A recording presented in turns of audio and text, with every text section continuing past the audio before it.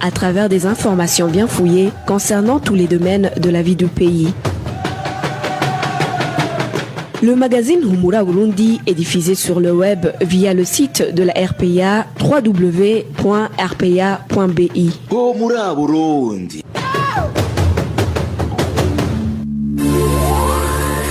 À la présentation, Janvier Ninina Hazgue.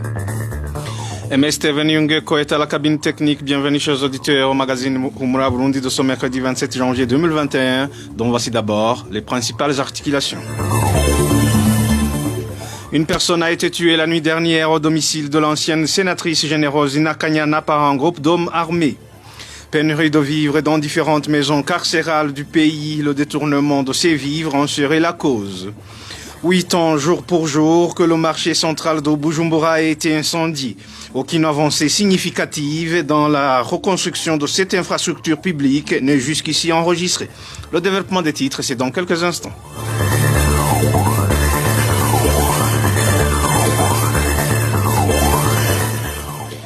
Encore une fois, bienvenue. Ouvrons ce magazine par la page sécuritaire. Une personne a été tuée la nuit dernière par un groupe d'hommes armés au quartier Kilili de la zone Rohero à mairie de Bujumbura.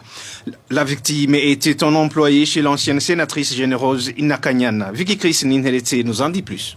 Le domicile de l'ancienne sénatrice généreuse Ina Kanyana, qui était cible d'un groupe d'hommes armés, se trouve sur l'ancienne boulevard Mwezi-Gisabo, en face de l'entrée principale de l'université du Burundi, campus Mutanga. Selon des témoignages recueillis sur les lieux, un groupe d'individus armés d'un fusil et des couteaux s'est introduit dans ce ménage à travers la clôture d'un voisin et à l'aide d'une échelle. Les voisins précisent que c'était aux environs de minuit, ce mardi à mercredi. Après s'y être introduit, ce groupe a d'abord ligoté le veilleur en intimant l'ordre de leur donner les clés des portes et de la maison principale. Lorsque feu Thierry Mugabe, qui était dans la maison principale, a entendu cette conversation, il a essayé de crier au secours pour réveiller le voisinage et c'est à ce moment que ces criminels l'ont étranglé avec un morceau de drap. Après le forfait, tous les occupants de la maison, à savoir généreuse Ina Kanyana, ses 2 enfants ainsi que 2 autres personnes étaient ligotés. Ils ont été sauvés par les passants qui ont vu l'un d'entre eux attaché sur le portail. La victime, Thierry Mugabe, âgé de 30 ans, travaillait dans un magasin de farine de l'ancienne sénatrice généreuse Ina Kanyana. Ce groupe aurait aussi saccagé toute la maison jusqu'à 2 heures du matin.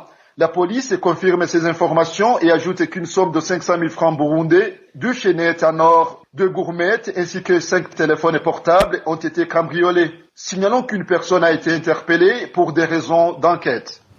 Merci Vicky Christine Heletse. Un habitant de la zone Emouira, commune Kanyosha en province Bujumbura a été arrêté puis conduit dans un endroit inconnu par la police. La police indique avoir découvert des tenues policières chez lui alors que ses voisins évoquent plutôt un montage. Les détails avec Clovis Nyonzima. C'était ce mardi vers 11h quand la police accompagnée des Imbonerakure sont venus au domicile de Gérard Ndikoumana. Après l'avoir arrêté, ils l'ont conduit au poste de police de Mouira avant de le ramener chez lui pour effectuer une fouille perquisition. Selon nos sources sur place, rien de compromettant n'a été trouvé au cours de cette fouille. Mais Gérard n'a pas été relâché pour autant.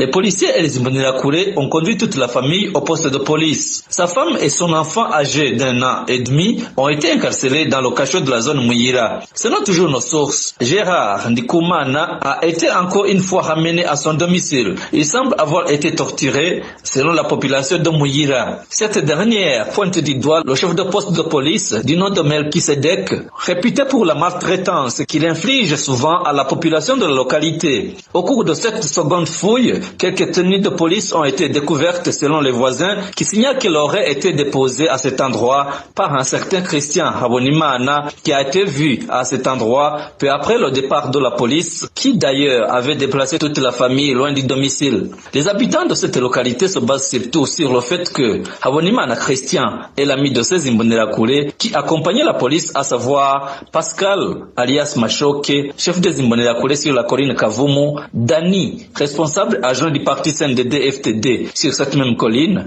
et un certain Guillaume. Actuellement, personne ne sait où la police a conduit Gérard Ndikoumana. Les voisins comme la famille s'inquiètent pour sa vie et demandent sa libération, tout comme la libération immédiate de sa femme et son enfant qui ont été arrêtés d'une manière arbitraire. La rédaction de la RPA n'a pas encore pu joindre Geneviève Namvokiye, administrateur de la commune Kanyosha, pour qu'elle s'exprime là-dessus.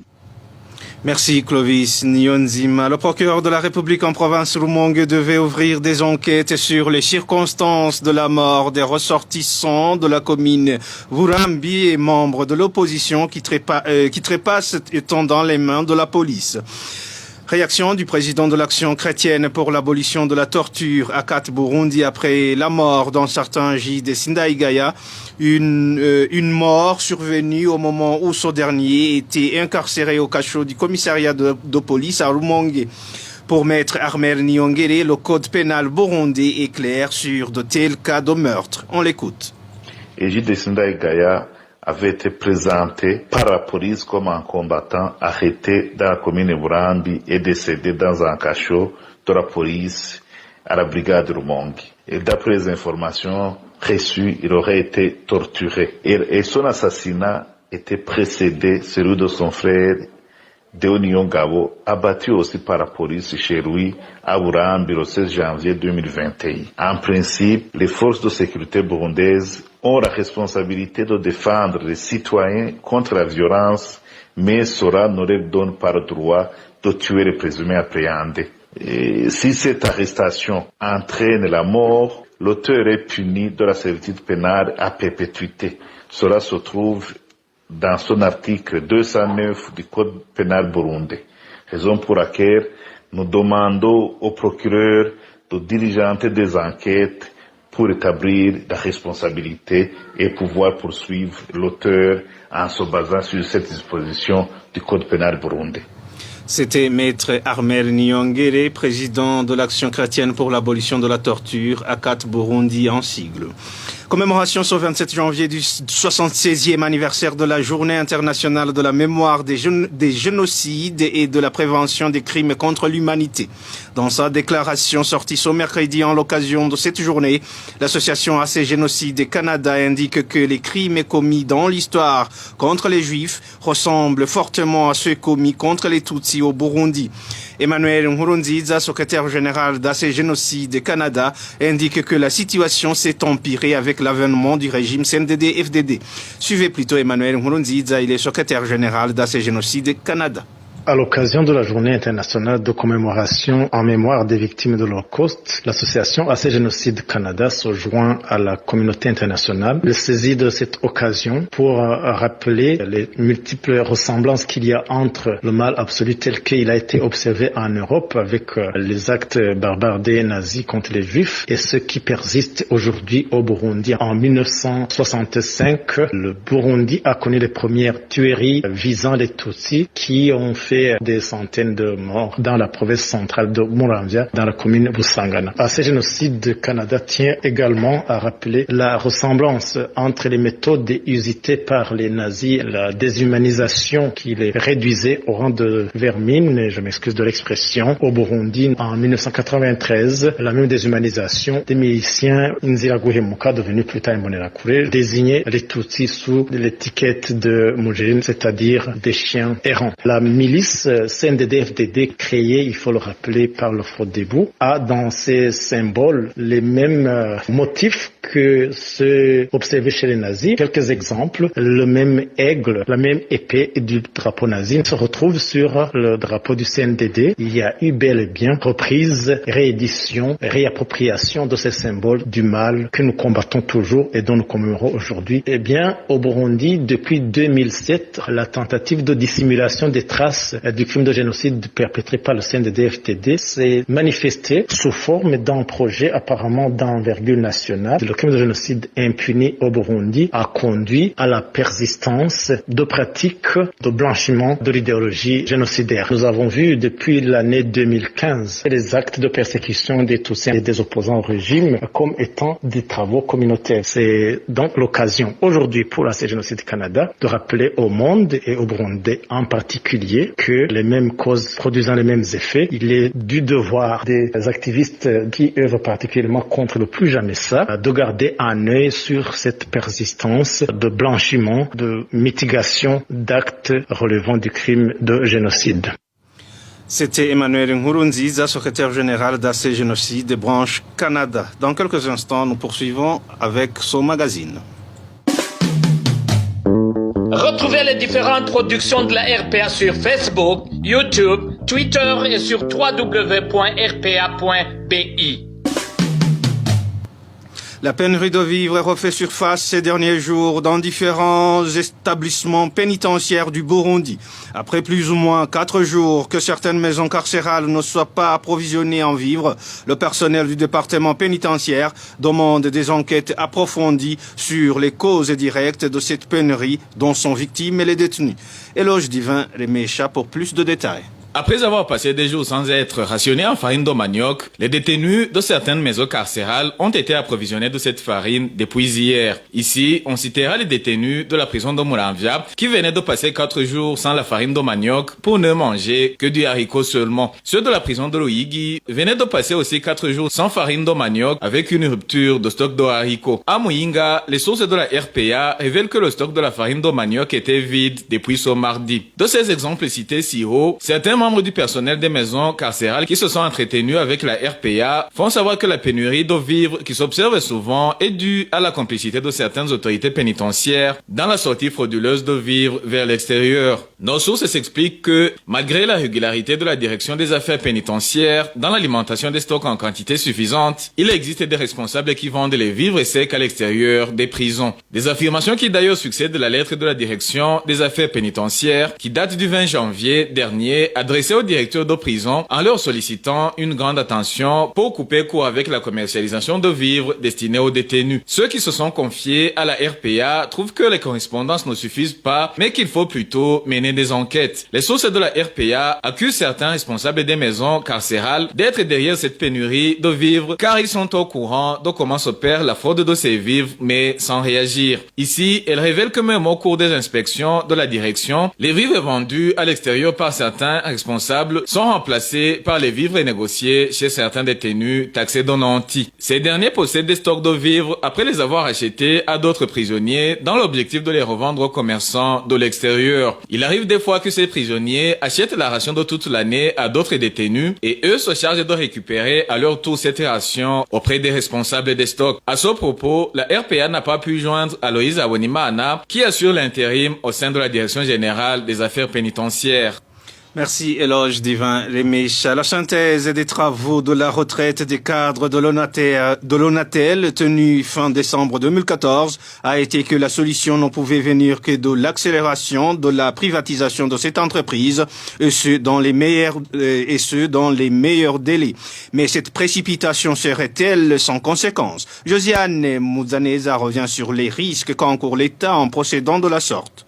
Lors de cette retraite qui a eu lieu les 22 et 23 décembre à Muramvya, il a été constaté que la crise que traverse l'ONATEL était structurelle et que donc la solution ne pouvait venir que de l'accélération du processus de privatisation afin qu'elle intervienne dans les meilleurs délais. Les cadres de l'ONATEL qui avaient participé à cette retraite ont même proposé qu'il y ait une évaluation rapide, notamment en ce qui est de la relance des commissions techniques d'évaluation. Mais cette solution est-elle vraiment urgente? Et si oui, serait-elle durable? Selon des experts en économie qui se sont entretenus avec la RPA, cela reviendrait plutôt à barder un patrimoine public, car selon eux, nulle part ailleurs dans le monde, l'on ne privatise pas une entreprise publique en insolvabilité financière. Selon les mêmes experts, la meilleure façon de s'y prendre serait de d'abord réhabiliter l'entreprise publique et renflouer sa trésorerie afin de la ramener sur le bon niveau de rentabilité et la vendre à un prix intéressant. Mais malheureusement, comme l'objectif du pouvoir en place est de vendre coûte que coûte cette entreprise, ils préfèrent le vendre à un prix dérisoire dérisoire vu qu'à l'état actuel, l'Onatel ne vaut pas grand-chose et cela au profit de certains prétendants qui sont proches du même pouvoir. Pourtant, le rôle de l'État à travers les entreprises publiques est primordial dans la consolidation et le bon fonctionnement des institutions politico-économiques et dans la régulation de l'économie en corrigeant les ratés et les imperfections du secteur privé. En conséquence, la mission première de service public assignée à l'Onatel en vue de faciliter l'accès des services de communication modernes à une plus grande proportion de la population ne pourra pas se réaliser car personne, à part l'État burundais, ne pourra pas remplir cette mission. Et pour cause, les privés qui vont récupérer l'Onatel seront uniquement préoccupés par le profit, mais surtout, ils seront intéressés à récupérer certaines installations de l'Onatel, comme la station terrienne et d'autres immobiliers qui vont être utiles pour leurs entreprises existantes, d'après certaines sources. Quant aux 470 employés de l'Onatel, un effectif d'ailleurs raisonnable, compte tenu des missions que l'Onatel devrait accomplir sur tout le territoire de la République, vont se retrouver dans la rue. Et si l'on considère la famille élargie, c'est plus de 1500 personnes qui seront affectées. Et ceux qui auront de la chance pourront partir volontairement à la retraite, ce qui, selon les mêmes experts, n'est pas une bonne solution, du moins tant que la structure de l'entreprise restera ce qu'elle est aujourd'hui. Et ici, la question qui se pose est de savoir si les repreneurs de l'Onatel vont également prendre en charge le remboursement des 117,3 milliards de francs burundais que doit cette entreprise au tiers. Josiane Mouzaneza. La Lumitel a reconnu ce mercredi être responsable d'un vol massif de plus de 25 millions de francs burundais à l'endroit de la Régie des eaux. L'infraction a été commise à travers un branchement direct d'un câble d'alimentation électrique pendant plus de 10 mois sur le pylône de cette société de télécommunications située au quartier Kavumu en zone Kamenge dans la municipalité de Bujumbura. Au lieu de sanctionner le délit, le directeur général de la Régie des eaux se contente plutôt de simples excuses de la part du directeur général de la Lumitel, Trésor Nyongabo. Cette infraction a été constatée ce lundi par le directeur général de la Régie des eaux, docteur ingénieur-major Jean-Albert Manigomba en personne, au cours d'une descente qu'il a effectuée à cet effet. La fraude a été opérée pour alimenter le pylône de la Lumitel, situé à la 4e avenue du quartier Kavumu, zone Kamenge, en commune Nahangwa, au nord de la ville de Bujumbura. Docteur ingénieur-major Jean-Albert Manigomba s'est lui-même rendu compte que cette antenne de la Lumitel était alimenté en électricité pendant plus de 10 mois par un branchement direct. Plus pratiquement, le câble qui alimente les moteurs du pylône n'était pas connecté au compteur Cash Power installé par la Régie des eaux. Le montant équivalent à la fraude est alors estimé à plus de 25 millions de francs burundais. Dans un entretien ce mardi entre les directeurs généraux de la Régie des eaux et de la Lumitel, le patron de la société de télécommunications, Nguyen Huitan, a assumé les erreurs commises par les agents de son entreprise par l'alimentation en électricité du pylône situé au quartier Kavumu, mais à l'insu de l'autorité hiérarchique. Le directeur général de la Lumitel a par la suite présenté des excuses auprès du directeur général de la Régie des eaux et s'est engagé à régulariser toute la facture inhérente à cet incident. Cependant, plus d'un s'interroge sur la décision prise par le docteur ingénieur-major Jean-Albert Manigomba d'accepter gratuitement les excuses du patron de la Lumitel. Serait-ce une simple erreur ou une grave infraction? Nombreux n'arrivent pas à comprendre comment ni pourquoi le directeur général de la Régie des eaux a décidé de faire mine de rien face à un tel flagrant délit. Ils estiment que cette fraude qu'ils jugent de vol qualifié devrait être sanctionnée avec rigueur. Merci Trésor Nyongabo. La direction de la Braroudi envisagerait transférer les employés licenciés vers les maisons de sous-traitants, œuvrant au sein de cette entreprise. Les représentants des travailleurs à travers leurs syndicats s'insurgent contre cette mesure qui occasionnerait la perte des salaires initiaux et avantages accordés par la Braroudi. Innocent Valentin Singirangabo nous fait le point. Dans une réunion dirigée par l'administrateur directeur général, Madame Chidomo Ayeni, et les représentants de travailleurs tenus en date du 18 janvier dernier, cette ressortissante du Nigeria a bien expliqué aux participants que les salariés renvoyés seront par la suite ensuite transférés dans les sociétés de sous-traitance. Un des salariés concernés témoigne. La DG nous a tranquillisés dans une réunion, affirmant que ceux qui sont concernés par la mesure vont être indemnisés et transférés dans la société de sous-traitance. Nous avons répondu qu'il s'agit de mensonges. Les travailleurs de la Braroudi affirment tenir une information selon laquelle 250 salariés seront licenciés. J'affirme que cette mesure est permanente. Nous sommes informés que le licenciement toucherait à peu près 250 salariés, y compris ceux d'Obragita. L'effectif du personnel de la Braroudi avoisine 670 salariés. La direction de la Braroudi justifie le licenciement d'une partie de son personnel pour des raisons économiques. Mais le personnel n'est pas de cet avis, mais trouve que cette mesure vise à enrichir les patrons des sociétés de sous-traitance. Quelque chose se cacherait derrière la mesure. Tous nos cadres, sauf la DG, qui est un étranger, ont une mainmise sur toutes les maisons de sous-traitants. Les cadres de l'entreprise désignent les responsables sous-traitants sans aucun appel d'offres. Les mêmes cadres de l'entreprise sont en même temps des actionnaires de ces maisons de sous-traitantes. Ils veulent nous renvoyer pour nous transférer par la suite dans ces sociétés sous-traitantes. C'est pour remplir leurs poches et pour nous donner des salaires insignifiants. Les représentants de travailleurs, à travers leurs syndicats, s'insurgent contre cette mesure qui risque d'entraîner la perte des salaires initiaux et avantages accordés par la Braroudi. La prochaine réunion pour discuter de ce sujet entre la direction et les représentants des travailleurs est programmée en date du 4 février prochain.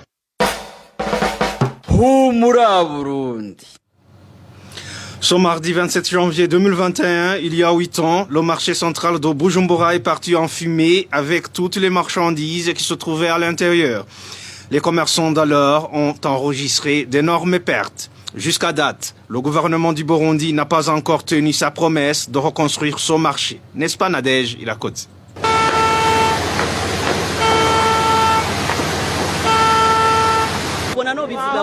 C'était dans la matinée du 27 janvier 2013 quand l'incendie a ravagé le marché central de Bujumbura tout en emportant les marchandises qui s'y trouvaient. Dans une désolation totale, les commerçants regardaient les larmes dans les yeux car ils étaient dans l'impossibilité de sauver leurs biens qui prenaient feu à l'intérieur de ce marché. Ce jour-là, l'ancien président du Burundi, Feu Pierre Nkurunziza, a même suspendu son vol à destination de l'Éthiopie et a rassuré les commerçants qui avaient enregistré de grandes pertes suite à cet incendie. Même si cela nous est arrivé, ça ne va pas nous décourager pour continuer à développer notre pays. Nous pouvons dire que cela nous attriste car c'est une perte, mais en restant unis et en ayant la paix et la sécurité, nous allons avoir d'autres biens. Et ceux qui nous soutenaient, nous savons qu'ils continueront à le faire et nous aurions même plus que nous venons de perdre. Malgré cet accident qui vient de se passer, gardons l'espoir que dans les jours à venir, les choses peuvent bien se passer.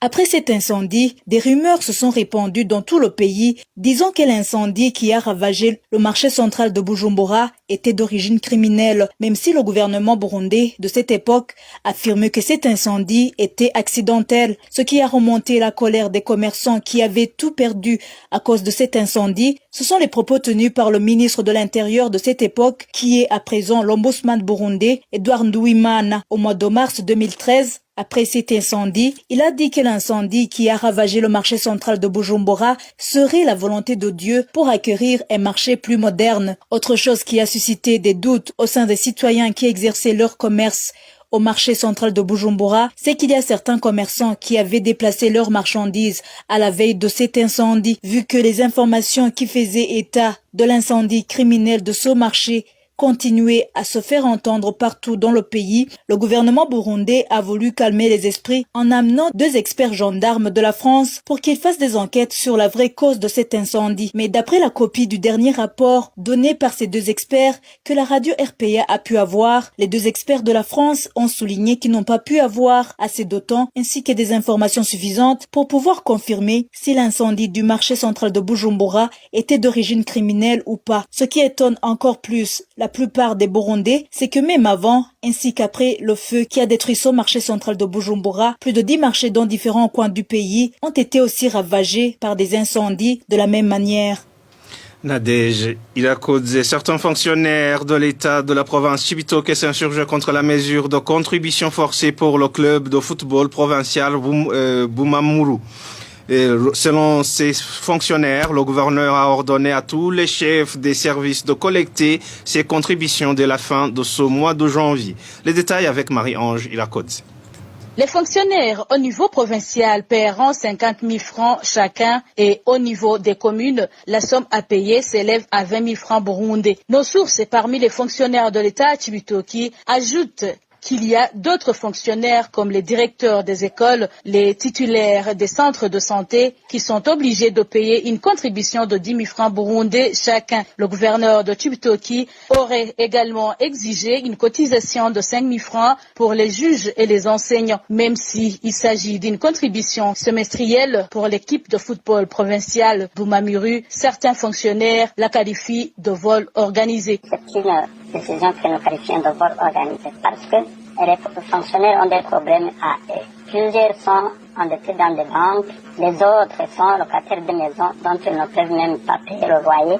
En plus, une équipe de football, qu'elle soit privée ou publique, n'a rien de développement pour un pays ou bien pour une province dans un pays comme le Burundi où la majorité ne peuvent même pas se payer une ration journalière. Dans une réunion tenue avec les hauts cadres au niveau provincial et communal la semaine dernière, le gouverneur de Chibitoke aurait exigé que les listes de ceux qui cotisent et ceux qui ne cotisent pas soient dressées, ce qui fait peur à certains fonctionnaires de l'État de Chibitoke. Les risques sont d'ordre multiples parce que des fois même les tortures verbales, les menaces comme quoi on est opposant, même ceux qui sont dans le parti au pouvoir, des fois ils sont censés donner des contributions, mais des contributions qui sont forcées. La rédaction de l'RPA a contacté Karem Bizoza pour qu'il s'exprime sur ce sujet, mais son téléphone sonnait sans que personne ne décroche.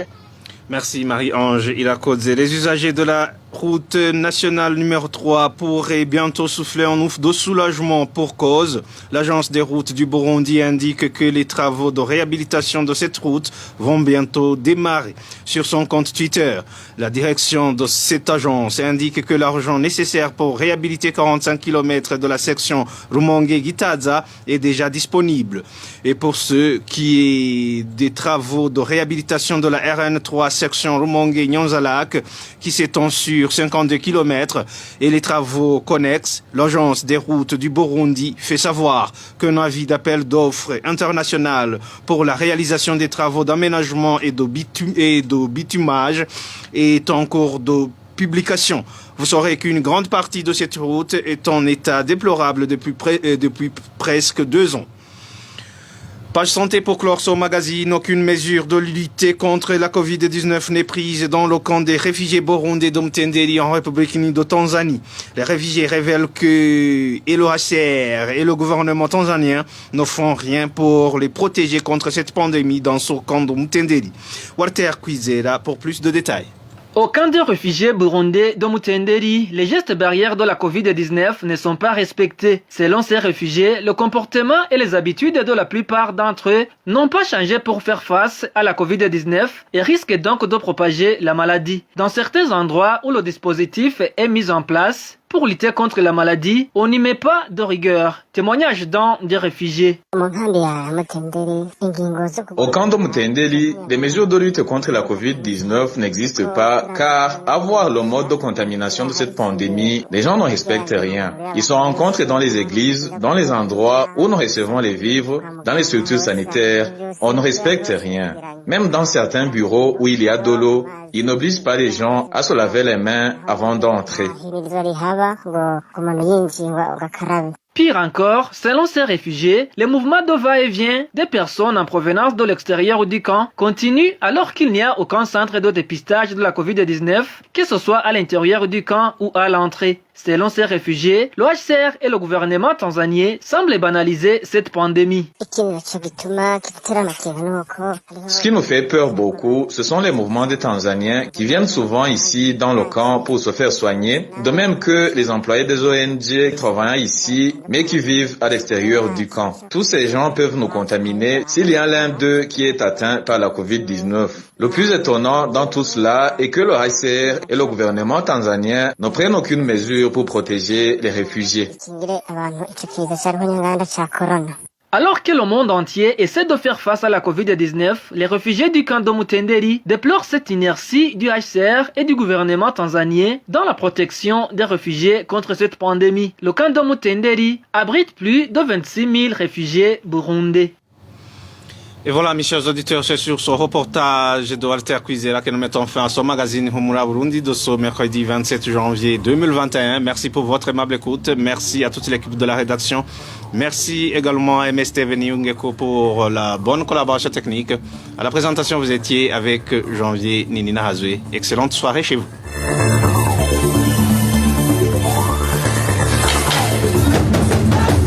C'était le magazine Humura Burundi. Un magazine comprend pour relier les Burundais en exil et ceux toujours au pays à travers une information de qualité.